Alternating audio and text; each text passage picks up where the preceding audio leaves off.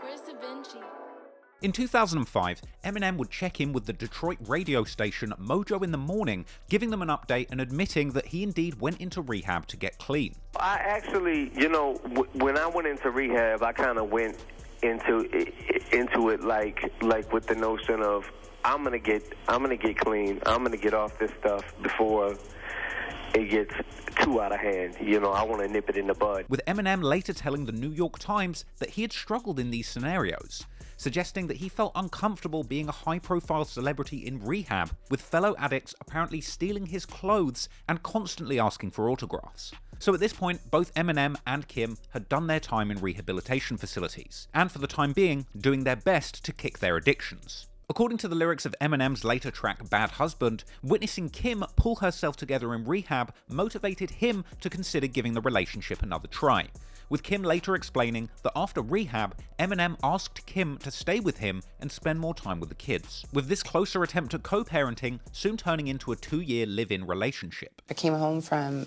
being incarcerated in rehab, and he had asked me to stay a few nights at the house so I could be with the kids, and a few nights turned into a few weeks to a year. So I was home actually 2 years before, a year and a half, almost 2 years before we got married. Kim would later claim that when Eminem returned from his own stint in rehab in December 2005, he actually proposed to Kim. After Marshall completed his rehab and came home, he had asked me to marry him, and I said yes, but I thought we were going to wait. I thought we were going to wait a while before, we got married. He asked in December. With Eminem eventually revealing in a Mojo in the Morning interview on 95.5 Detroit that they had indeed reconciled and they were planning to remarry.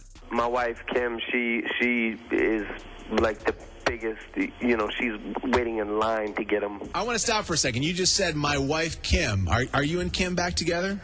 Yes, we are back together. That's and we have reconciled and are probably going to remarry. Wow. That's great. What would be your plans for that? Would you guys do it somewhere special here in town or go somewhere special away? Well, the first time we got married, there was like 3 people there.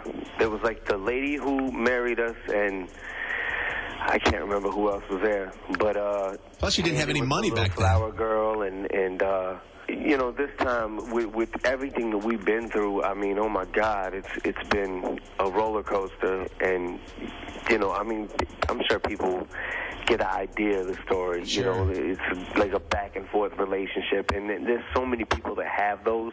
We just happen to be in the spotlight a little bit. But she's the one that loved you before you became famous. That's a bond you can never find with anybody else. Well, yeah, if you want to count off and on or whatever, regardless of the fact, we basically been together for 17 years. She loved you when you were broke. Yes, she did. Eminem was truly trying to do right by his family, welcoming Kim home with open arms and attempting to get a handle on his own problems, reconciling with Kim in an attempt to provide a stable home for his biological and adopted daughters. Kim would later claim that while she was excited and happy about this reunion, she still thought that Eminem was rushing things. I was excited, I was happy, but at the same time I thought he was rushing things a little, And apparently, things weren't quite a Cinderella tale in the Mathers household, with Kim apparently claiming that Eminem had given her a firm ultimatum on the remarriage, telling Kim, if you can't commit to a wedding date now, then it's never happening. And he said, pick a date, and I said, well, let's just wait, does it have to be right away? And he said, you can pick a date now, and if you don't know now that you want to get married, then you're never going to know, then you can just move out. So I really didn't even want to get married this time. With Kim ultimately coming away from this ultimatum, feeling she had been rushed into things. It was rushed, and I didn't want to get married. He had said pick a date, and I said, well, let's wait a while. And he basically said, you either know now and we can set the date, or you can just take your stuff and go, because if you don't know right now that you still want to be with me, then you're never going to know. Kim later said in an interview that she felt their relationship had this pattern of the pair connecting and enjoying at most 2 good years together before everything fell apart. Because usually, I don't know, in our relationship, there's a pattern, like we'll have 2 good years and then it will go bad for some reason. It's like a 2-year max with us. But perhaps both Kim and Eminem felt that this time would be different. So they went ahead with things, and they would get married for the second time on January the 14th, 2006, around their 15-year anniversary. with all this still going ahead despite Kim apparently being apprehensive, later claiming to have unsuccessfully pleaded with Em to consider not even making the marriage official until they had spent more time together. We decided on January 14th, Marshall wanted to do it because it was our 15th year, together from our original day we first started going out. And even on that day, I said, let's just, go through with the ceremony, but not sign the marriage license, because I was just afraid that, what would happen if we had to go through a divorce, our kids. This ultimately didn't make a difference, and the naive lovers would push on with their nuptials. The event itself would apparently be a wholesome wedding ceremony, which Kim even claimed herself to have enjoyed at the time. I had the big dress, and all of our family and friends, and the kids read, and they were all beautiful. I mean, he had our kids read at the wedding, It was gorgeous. It was beautiful. I loved it. I loved every minute of it. Kicking things off with a wedding invitation that would invite guests to come along and celebrate Kim and Marshall's new life together. They would even reuse the vows from their failed first marriage, which was perhaps a bad omen. And Eminem's long-suffering mother Debbie was not invited to the wedding, which was perhaps a good sign. Eminem's early friend, D12 bandmate and mentor Proof was actually the best man at the wedding, but according to Debbie's book, Proof was actually reluctant to be involved, having seen firsthand the turmoil that Kim had caused in Em's life. But apparently Eminem was more concerned with attempting to reunite the parental household for their 10-year-old daughter Haley. Despite not being invited, Debbie would recount details of the wedding that she had heard from friends in her biography, saying that Kim was wearing a white dress and that regular collaborator Louise Resto would play Mockingbird on the piano as Em walked down the aisle. And apparently the event took place in one of the premier venues for Detroit's upper class, the lavish Meadowbrook Hall in Rochester Hills, which has been described as the Downton Abbey of Detroit. This 1,200 square foot, 110 room estate was once home to the widow of Detroit motoring pioneer John Dodge. This was a testament to just how far Eminem had come in his career. A Detroit legend worthy of marrying in one of the most lavish locations that the state of Michigan had to offer. The Detroit Free Press's Brian McCullum reported on the festivities, calling it a quietly dignified occasion, with guests apparently describing it as a classy and intimate affair. However, Debbie Mathers would later claim that the peace of this low-key union was punctured by Kim's family, who she alleged actually sold details about the wedding to the media, despite the desire of the couple to keep things secret like their first marriage. Later, a Hello magazine cover picture from the wedding would shock fans who couldn't believe that after all of the feuding, this toxic duo had reunited so publicly, with this picture apparently even being one of the first public appearances for Kim in years. Kim looked beautiful, and the wedding was clearly a beautiful day for the entire Mathers family. However, sadly, that peace wouldn't last for long. According to Kim, immediately after they got married again, problems would become immediately present in the relationship, with Kim later claiming that Eminem had left the family home on February the 25th, 2006, which is only around 40 days after the wedding took place, with this falling out apparently coming as the result of a disagreement between Kim and Eminem's brother Nathan. Yeah, he left our home February 25th. He actually physically left the home. There was a disagreement between me and his brother. About what? Inappropriate behavior that his brother had, yes, and that's what it was. And then the next morning, there was a note in the bathroom that said, "I'm going to the other house, I need to clear my head." This was apparently an argument about a birthday party, but no further details have ever been released to the public. I mean, we've been through infidelity, rehabs, cheating, beating each other up, everything, and then we got into an argument about a birthday party, and he left. Kim later told Miss Jones in the Morning on a Hot 97 interview that after this strange fallout, Em left a note on the bathroom sink telling Kim that he needed to get away from her before he did something stupid and that he would be staying in another house. He left a note on the bathroom sink saying he needed to go to the other house and clear his head before he did something stupid. And then I didn't talk to him again until the attorney showed up at the door. Kim would claim that from here on, Em would essentially ghost the marriage, completely refusing to answer her calls and spending months in another home. He didn't even come around for a month after that. Like, he didn't come see the kids, he wasn't calling me, he didn't return phone calls. I didn't know what the heck was going on. And then his attorney's assistant comes to the door and serves me papers. Did he break your heart? Yeah, this time he did. And then 41 days later, February 25th, Marshall left. However, Debbie's memoir would paint a slightly different picture, suggesting that it was Kim that disappeared in March, with Eminem being unable to track her down. Now, we know that Kim isn't always the most reliable narrator on things, and she does have a slightly spiteful streak when it comes to attempting to control the relationship, with Kim's version of events putting her entirely in the right, perhaps a little too good to be true, with Kim even going as far as to make the absurd suggestion in her Dr. Keith interview that perhaps Eminem had only gone through with the marriage to promote his music. It just seems as if, he used me, maybe to I know he's putting out another album and he's movies are in the works, you know, maybe use me so that people will look at him and go, oh, you know, here he goes again with this crazy broad, you know, what is he going to say this time about her, or what did she do this time to him? And I don't know, I just don't know why he did it. I think it's pretty unlikely that Eminem would put himself through this disaster just to promote his music. He doesn't need the promotion, especially when you consider that he had essentially concluded his career with his greatest hits album that literally depicted him bowing out of the rap game. In fact, it seems much more likely that Eminem had simply idealized this perfect picture that he imagined when he ended the song When I'm Gone with the scenario of being back together with Haley and Kim. Ultimately, it probably came as a shock to him after going through with this marriage he pushed so hard for, and finding himself struggling with the same difficult Kim that he had dealt with back in that trailer in 1995, with Eminem ultimately conceding that this attempt to reconcile and bring the family together had been one big, expensive, and humiliating mistake. BBC News would report of Eminem filing for divorce on the 6th of April 2006, with divorce papers apparently filed only 82 days after the wedding. The media would circulate courtroom pictures showing Eminem and Kim and their respective lawyers appearing in the courtroom trying to settle the divorce, with a sullen Eminem looking completely broken-hearted and tired. Eminem's lawyers would explain why this didn't work out in the divorce papers, stating plainly there has been a breakdown in the marriage relationship to the extent that the objects of matrimony have been destroyed, and there remains no reasonable likelihood that the marriage can be preserved. Conversely,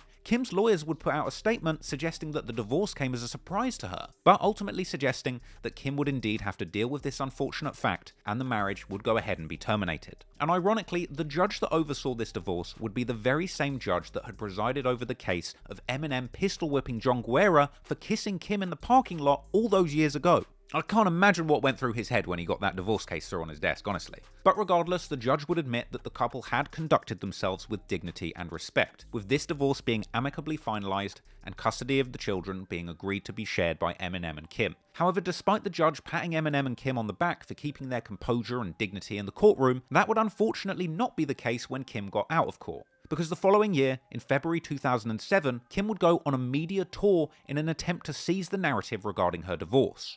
Ultimately, Kim would blame Eminem's enormous fame in the rap game for the turbulence in their marriage. It just seems like ever since he's got, you know, famous, blew up, our relationship went downhill from there, you know. Ironically, she would also claim that Eminem got big-headed. But in a way, her mask kind of slipped in this interview, as Kim actually revealed that in this late stage in their relationship, she still refused to see Eminem as anything more than the man he was when she met him in a trailer park in Detroit. With this perhaps going some way to explain why he didn't feel happy or valued staying in this relationship. You know, he's so used to getting so much attention and people praising him for his work that he expects that when he comes home, and it's not the same. I don't look at him like that, you know. Kim would also brush aside her own affairs with other men as contributing to the failure of the relationship, saying simply that she wanted affection from somebody else and refusing to take responsibility for sabotaging the union. I just really wanted attention and love from somebody, you know. I was lonely and I didn't have very good self-esteem, you know. We both had our moments of infidelity. I can't even count on one hand, you know, both hands how many times he's done it.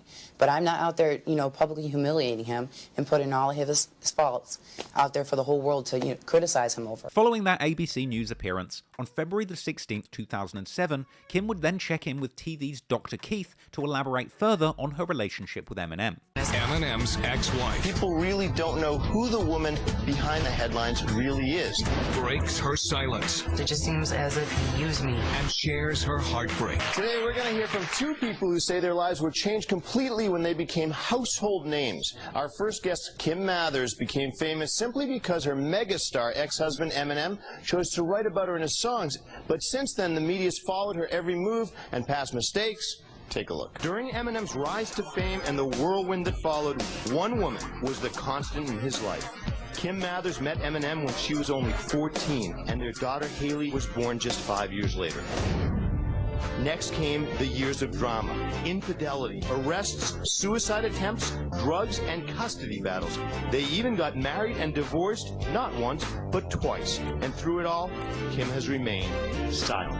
And even in this appearance, Dr. Keith himself would reveal that Kim knew Eminem would never forgive her for even appearing in this tell-all interview, suggesting that she had only decided to do this now after the second divorce because there was clearly no chance of the two reconciling. We asked Kim why she kept silent for so long, and she said, look, over the years, she and Eminem, they were on and off. She knew if she spoke out, he'd be very upset with her. She worried he might never forgive her. It was a chance that she wasn't willing to take, but now she realized they're not getting back together, and here's what she had to say.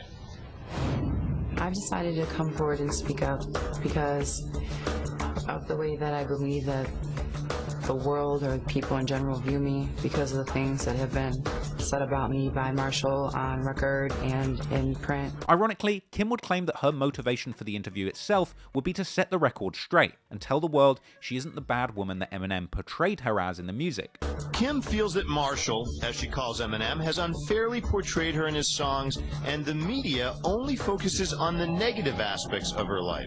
People think that I am not a good mother, that I was not a good wife, that I'm loose and easy, you know, promiscuous, that I'm a drug addict and an alcoholic, you know, and I have had problems with addiction, but, you know, I haven't used in over 2.5 years, so you won't see my name in the paper. Another year goes by and Kim hasn't used.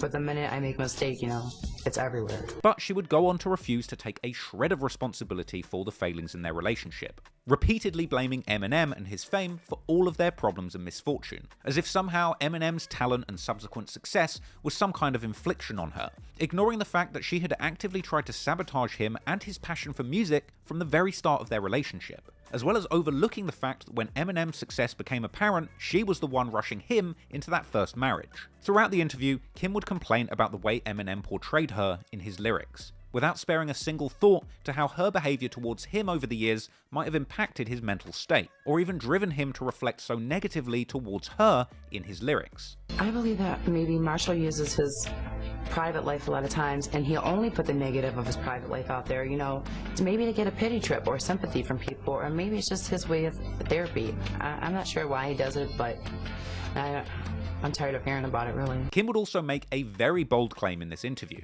saying that she believed that M was taking out his anger towards his mother Debbie on her throughout the relationship. I don't think he knows how to treat women, because he wasn't treated well by his mother and he had a lot of anger towards her. I think I hate to say that he looked at me like his mom, but, you know, or viewed me like that, but he just never had a loving relationship, you know, with a woman growing up. And I think anytime that we got into a disagreement or an argument, he might have just had visions of his mom or something, or, I don't know, treated me the way that he wanted to treat his mom growing up, you know, or maybe he just picks on people that he knows can't pick back at him. I'm not really sure. It's an interesting theory, but once again, it's just another device to place all of the blame for the failure of the marriage on Eminem himself, when there was clearly damage done by both parties. Kim would claim at the end of her Dr. Keith interview that she knows she's made mistakes, but suggesting she's grown from them, but stopping short of getting into any detail whatsoever. I want the world to know that I realize that I made, you know, mistakes. I can't hide them, you know, I mean, they're out there, but that I've learned from them, and that I've grown, you know, and that I'm a wonderful, caring mom, and, you know, I just don't want people to pass judgment as soon as they see me or hear my name. I found these interviews kind of strange to watch. Kim really wants people to believe that she's a wonderful person and mother, but she hasn't done anything to atone for her behaviour in the relationship. She never seems to reflect on her own behaviour and what she might have contributed to the toxic fallout of this relationship. You never hear any suggestion that she tried to help or support Eminem in his career, and you never hear Kim say that she tried to do anything of her own or seek her own opportunities in life. You know, outside of a drug den in a hotel room perhaps. It's all just her complaining about how Eminem's fame ruined their life and how the money he sent was never enough. Sure, Eminem did say a lot of hurtful things about Kim in public, and that was ultimately wrong. And despite having his own infidelities, addiction problems, and admitting physical abuse towards Kim, he still appears to have wanted to give a better life to Kim and Hailey from the very start of his career, as was reflected in those lyrics in his 1996 project Infinite. From the very start, Eminem had pushed to make something of himself and give his family a route out of the slums of Detroit. And even after all of the drama, he went to rehab and attempted to reconcile with Kim, inviting her back into his life despite all of the toxicity. So despite her playing the victim in interviews and acting dumbfounded, suggesting that she had no idea why Eminem would ghost her 40 days into their second marriage, it seemed clear that in some way there was an inability to get on with Eminem's brother Nathan that played a major role in the collapse of their second marriage. Clearly, Eminem wasn't happy about Kim's media tour dragging him publicly after their divorce, but she would simply keep on turning the knife in more and more childish ways. After the Dr. Keith interview, Kim would appear on a Channel 955 radio interview, where she suggested she wasn't even happy with the way she was portrayed by Dr. Keith. Once again, passing the blame for how she'd come across so negatively in previous interviews, suggesting that the person responsible for making her look bad was actually the woman interviewing her for Dr. Keith's show, suggesting that she had asked her leading questions. You know what's so weird about that Dr. Keith Abloh show? Mm-hmm. That was... My attorney called me and said that they wanted to do like a pre-interview thing, come out here, ask a few questions, tape it, and then if I liked the way it felt, if I wanted to do it, I could fly out to New York and finish, and tape an interview. Uh-oh. I never even met Dr. Keith Abloh. I didn't like the way that it was going. Like, the girl that was doing it, kept stopping me and, leading me to say, different answers. And so I never even went out to New York to finish the interview. I don't even know how they're airing it. It's honestly surprising how little self-awareness Kim has. I mean, she couldn't even fathom that it's simply her actions and words that led to her appearances on those interviews being received negatively, choosing instead to find anyone else to blame, in this case the interviewer, for people perceiving her so badly for how she was behaving. And even in this interview, after all of the complaining she did about how unfair it was for Eminem to drag her publicly in songs, or perhaps even as a direct retaliation for all of those hurtful lyrics Eminem had aimed at her over the course of his career, Kim would continue to disparage Eminem's character in interviews over and over again, saying simply that he is a horrible person and that he gets worse every day. What is your relationship like right now with Marshall? I only talk to him for the kids. I can't stand him. Mm-hmm. Really? He's an absolutely horrible person. He gets worse every day. Does he intentionally be mean to you, or he's just... He's mean to me. His relationship with the kids has went downhill. I don't know, honestly, since he's left the house in February, I don't know what he's doing or what, but he's just... His visits are few and far, between, and when he does come around, it's nothing positive. I do not like him, even as a person anymore. I'm telling you. Even though you don't like him, you still love him. Ironically, she would reveal that Eminem had even told her that very morning how hurtful it would be for the family for her to go on air and drag him. And it's so funny, he sent me a text yesterday because he must have heard that was going on here, and he was like, I don't believe that you're going to go on air and talk about me. It's very embarrassing to our family, and, you must have no respect for the kids. And I'm like, hello, have you listened to any of the songs that you've said? I don't know. Funnily enough, that would be followed by Kim begrudgingly showing a shred of gratitude that Eminem had indeed continued to support the family financially, despite all of the negativity she was putting out. So, Kim, what about financially? Marshall did help, or did take care of you financially? Yeah, Marshall does. Marshall pays for child support, and he is very financially, thank God for... Yeah, he does his part as far as the financials. And she would go on to echo Eminem's lyrics in the song Puke right back at him, saying that she vomits in her mouth every time she hears his name, and even saying he was bad in bed. That's why I never spoke up about him before, is because I always felt something for him. If I had talked to him, if I had looked at him, if I was around him, I just felt it. And now I vomit in my mouth whenever I'm around him or I hear his name or anything. There's nothing left in me for him. What's the one thing that would surprise us about being married to Eminem? Sex was bad. I don't know. Why was it bad? No, get out of here. He's not very well endowed, and if you're going to have sex with Marshall, make sure you have a little blue pill, because otherwise it does not work. Kim? What? I don't know why they You realize that you're a parent with this guy. You realize that you still have a kid with him. You shouldn't be saying You just took his microphone away. How is this good for the kids, for you coming on the radio with us today? How's it good for the kids? Because we know they're big fans of our show, and they're not listening, are they? Their friends listen. No, they're here with me. They're in the other room doing their hair and eating McDonald's. Okay. They'll probably hear about it, though. Yeah, and, they've heard about his song. So Yeah. I finally got to say something to defend myself once.